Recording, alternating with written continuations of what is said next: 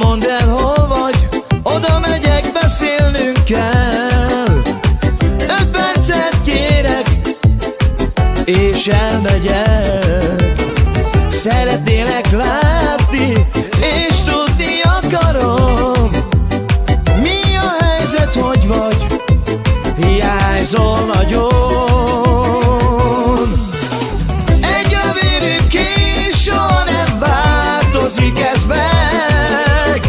A jó Isten így akarta, hogy a testvéred legyek. Jöhet bármi, én mindig ott leszek, te melletted, érted, mindent megteszek.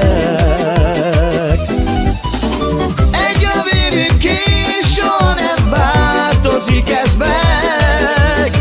A jó Isten így akarta, hogy a testvéred legyek. Jöhet bármi, én mindig ott leszek, te melletted, érted, mindent megteszek.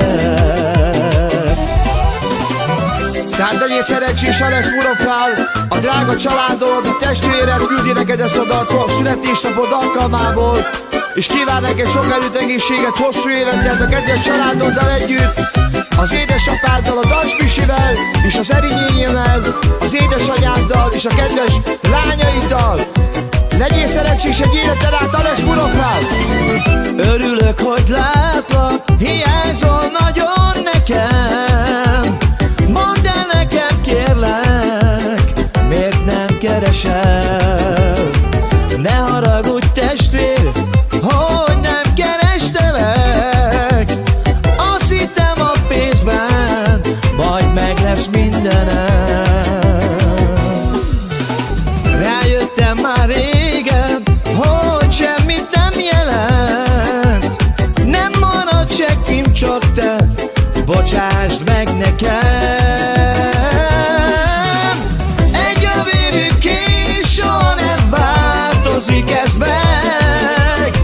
A jó Isten így akarta, hogy a testvéred legyek. Jöhet bármi, én mindig ott leszek, te melletted, érted, mindent megteszek. Egy a vérünk és soha nem változik ez meg. A jó Isten így akarta, hogy a testvéred legyek.